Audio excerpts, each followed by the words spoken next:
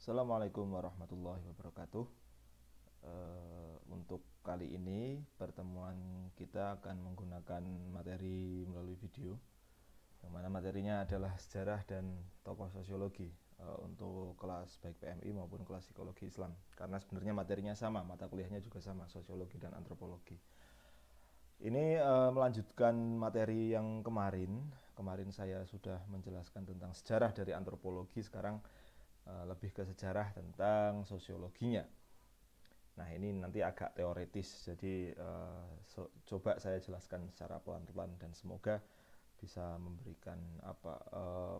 memberikan gambaran tentang sejarah sosiologi dan juga bagaimana sosiologi itu menjadi sebuah ilmu pengetahuan tersendiri.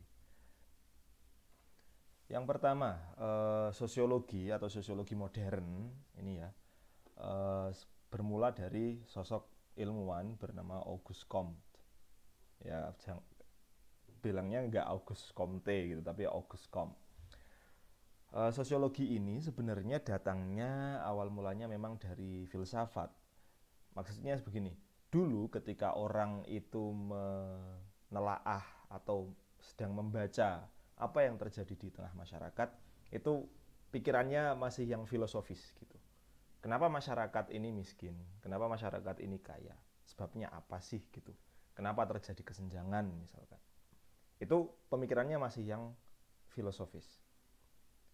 Nah, kemudian Auguste Comte dia istilahnya memberikan sebuah batu pondasi gitu, yang kemudian membuat sosiologi itu menjadi ilmu yang berdiri sendiri. Jadi tidak kemudian tercampur dengan filsafat. Nanti soal cara berpikirnya kita bahas. Nah, pada tahun 1842, Auguste Comte ini dia menulis buku tentang yang berjudul The Positive Philosophy of Auguste Comte. Jadi tentang filsafat positif, atau kalau sekarang kita sebut filsafat positivisme atau filsafat positivistik. Positivistik itu apa? Nanti setelah ini. Nah, asumsi awal dari Auguste Comte ketika melihat masyarakat itu begini.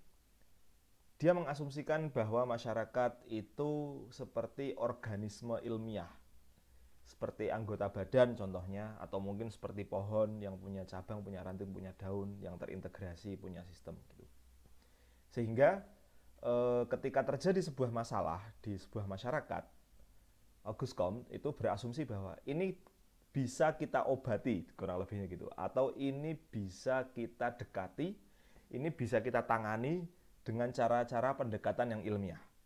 Ibaratnya kalau masyarakat itu seperti tubuh manusia, terus kemudian ada penyakit yang bernama sakit gigi, itu bisa didekati dan kemudian ditangani dan kemudian diobati. Nah, Auguste Comte itu mengumpamakan masyarakat seperti itu. Jadi Auguste Comte mengumpamakan bahwa ketika di tengah masyarakat itu terjadi sebuah masalah, ini bisa nih gitu untuk kita dekati dengan cara-cara yang sifatnya saintifik, tidak dengan cara-cara yang sifatnya teologis atau filsafati gitu. Istilahnya ginilah, misalkan ketika ada sebuah masyarakat gitu, kemudian di tengah masyarakat itu terjadi semacam ketimpangan atau mungkin terjadi sebuah masalah, sehingga jawaban yang akan kita hadirkan untuk mengatasi masalah tersebut itu bukan jawaban yang sifatnya absolut atau bukan jawaban yang sifatnya teologis gitu.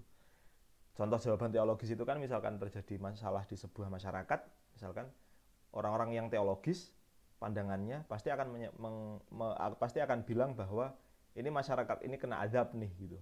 Atau ini masyarakat ini dia kualat nih karena dia menyepelekan menyepelekan perintah Tuhan gitu.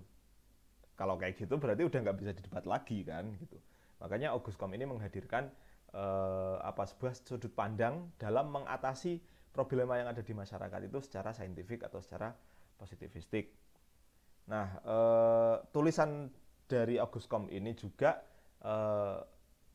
berasal atau mungkin didorong dari kondisi saat itu, yang mana saat itu masyarakat di Perancis, oh ya, Comte ini aslinya dari Perancis, yang mana saat itu masyarakat Perancis itu sedang mengalami fase-fase perubahan sosial yang drastis. dari adanya revolusi Prancis yang tadinya dari kerajaan monarki kemudian tahu-tahu berubah berangsur-angsur menjadi republik karena ada revolusi, karena ada masyarakat yang mendemo kerajaannya gitu, sehingga orang-orang kerajaannya kemudian banyak yang diburu, dibunuh, terus kemudian berubah menjadi republik. Nah, pada saat itu terjadi, Auguste Comte melihat bahwa masyarakat ini mereka enggak atau mungkin belum bisa untuk mengorganisasi diri mereka sendiri, sehingga terjadi semacam ya anarki, ya permasalahan sosial, ketidakteraturan dalam masyarakat gitu. Karena yang tadinya kerajaan terus kemudian tahu-tahu berangsur menjadi republik. Masyarakatnya chaos gitu, terjadi kekacauan, terjadi anarki, terjadi ketidakteraturan. Nah, itu yang ingin diatasi atau itu yang ingin ditawarkan solusinya oleh yang namanya Auguste Comte ini. Dan juga selain itu soal masyarakat agraris atau masyarakat pertanian yang udah mulai beralih menjadi masyarakat industri. Orang-orang yang tadinya pada ke sawah bertanam, beternak, yang mengandalkan pada kekayaan alam katakanlah, kemudian terjadi revolusi industri ketika orang sudah ngerti mesin, yang mesin itu bisa memproduksi makanan atau bisa memproduksi produk dalam waktu cepat dan dalam jumlah yang banyak, sehingga terjadi semacam perubahan yang drastis gitu, yang tadinya masyarakat tani menuju ke masyarakat buruh atau masyarakat industri, yang tadinya orang petani menjadi orang buruh pabrik misalkan. Nah, perubahan cepat itulah yang kemudian menyebabkan adanya kesenjangan, adanya kaya dan miskin gitu, keberjarakan secara sosial dan juga disorganisasi secara sosial. Itu yang coba ingin ditangkap oleh Auguste Comte dari pendekatan positivistik. Nah, ini adalah pendekatan positivistik dari Auguste Comte. Jadi pendekatan positivistik Auguste Comte itu apa sih kira-kira?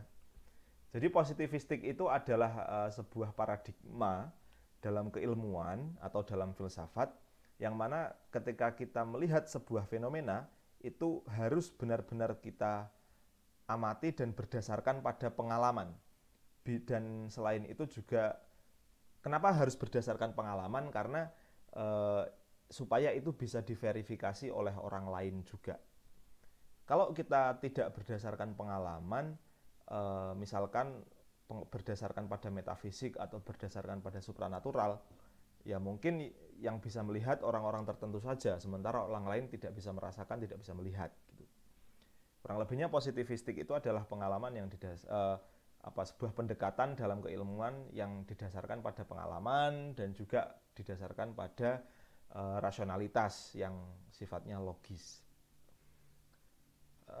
Pendekatan Auguste Comte dalam menjelaskan tentang sosiologi itu ya sangat dipengaruhi oleh pendekatan positivistik atau positivisme yang dia kenalkan gitu. Jadi seperti yang saya contohkan tadi, misalkan ketika kita melihat permasalahan di sebuah masyarakat, jawaban kita itu bukan jawaban yang melangit gitu. Ketika kita ada sebuah permasalahan di masyarakat, itu jawaban yang dihadirkan bukannya misalkan, oh masyarakat ini mereka kena azab nih, masyarakat ini mereka kualat nih gitu, atau masyarakat ini mereka kena karma dari para pendahulu-pendahulunya misalkan. Pendekatannya bukan seperti itu gitu. Karena kalau pendekatan positivistik itu pendekatan yang memang sesuai pengalaman, apa yang bisa kita lihat dengan mata kepala kita, apa yang tampak dengan mata kepala kita, dan juga yang bisa dinalar oleh logika atau oleh rasio kita. Nah, soal penjelasan teorinya akan saya jelaskan di video berikut. Terima kasih.